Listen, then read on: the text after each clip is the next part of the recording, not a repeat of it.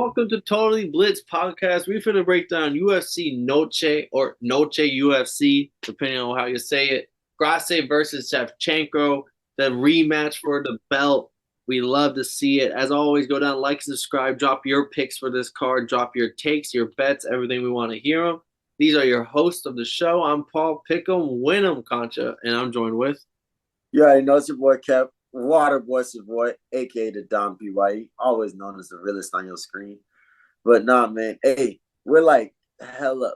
If you tuned into the football, we have football episodes that drop earlier in the week, and I'm so mad right now because I forgot to bring up the Eagles. My dog Big Play Slay got the pick six, but that's for the football episodes.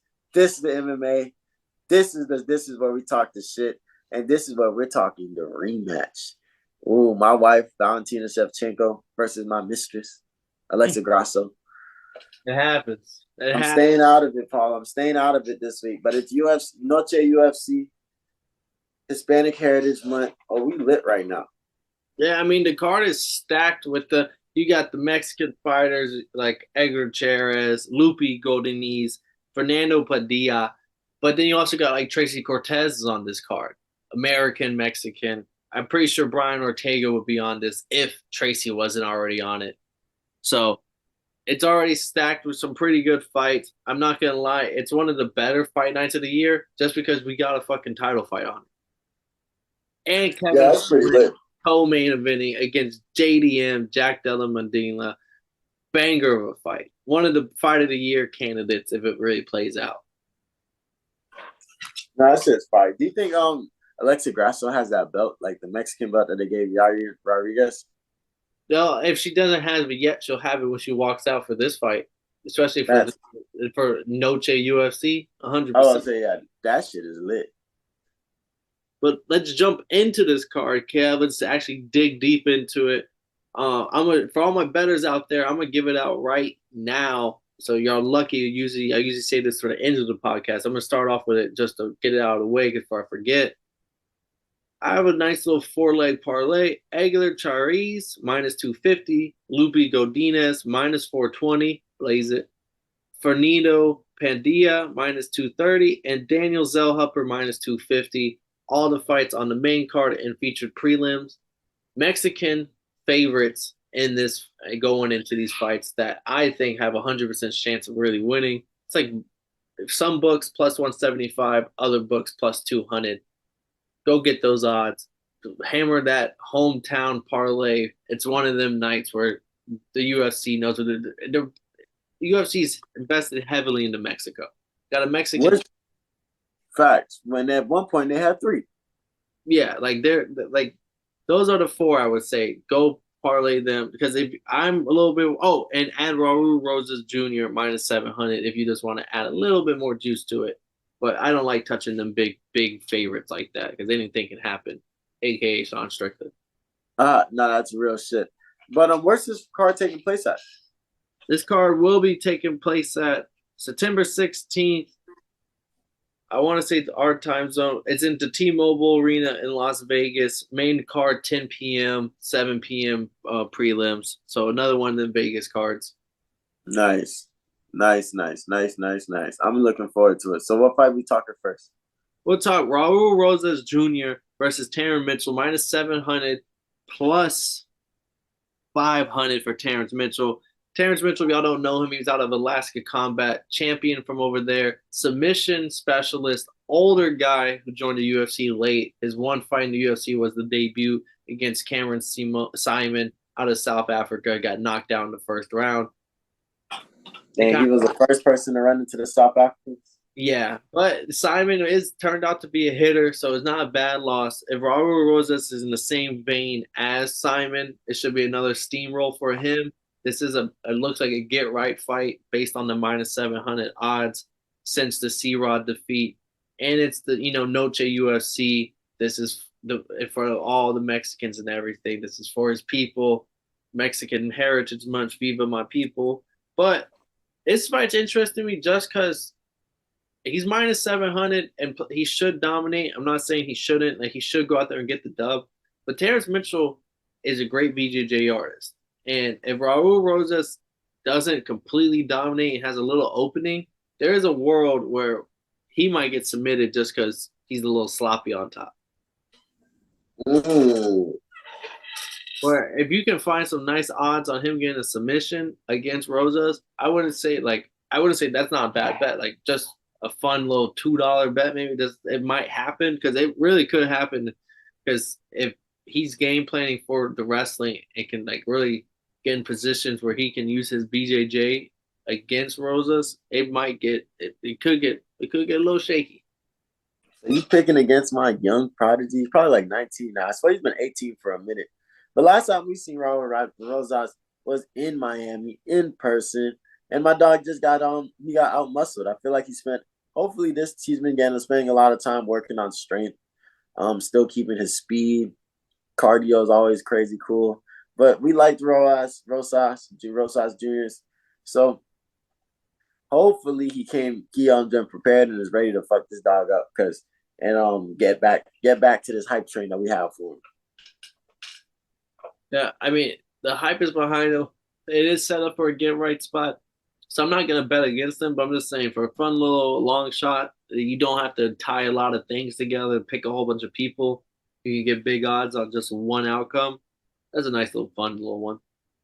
But let's get into the co-main event. This is honestly could be a main event of a fight out of its own. Kevin Holland versus Jack Della Medina.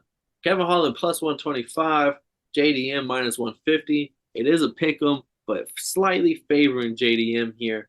Welterweight fight. We'll see my boy Holland back at 170. Where at 170 he has looked great at. So is this the fight that Kevin Holland had to pick up because dude did he pick this fight up or was this fight booked? This fight was booked.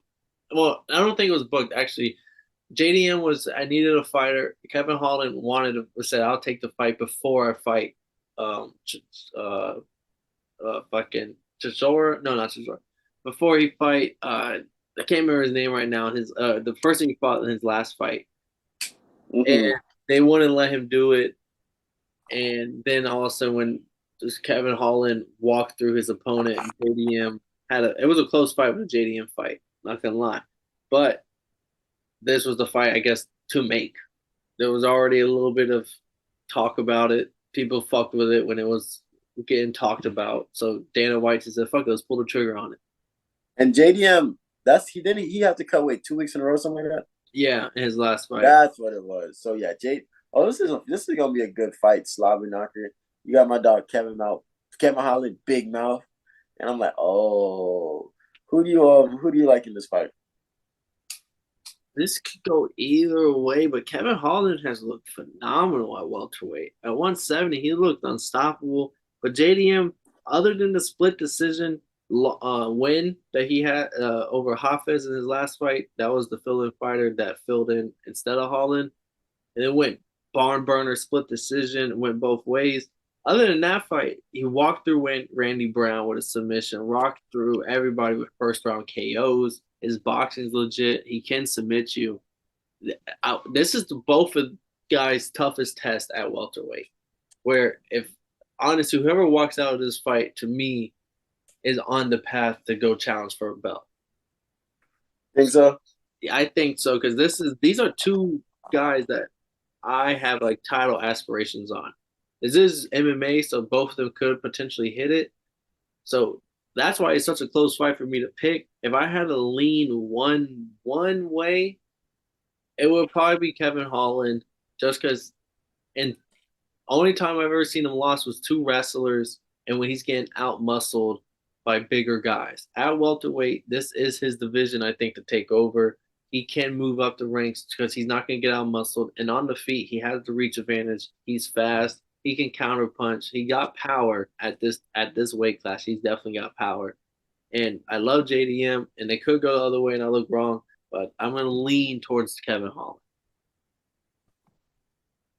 I mean, I'm picking Kevin Holland every time. I even picked Kevin Holland against Haas. I would have picked Kevin Holland against Hosman if we were there for it. If we had it recorded after the whole shit went down. So I got my dog Big Mouth. But I do want to see how hard a hitter is JDM, because if T stays like this, if he can knock off Kevin Holland, especially if you can do it convincingly, I will respect you as somebody that actually has a future champion aspirations. But that's still a hard ass division to run through. Like, it's not the easiest. Yeah, welterweight is a deep division. But like I said, either one of these guys, I could be both of these guys. I think have title aspirations if they stay at 170. Mm-hmm.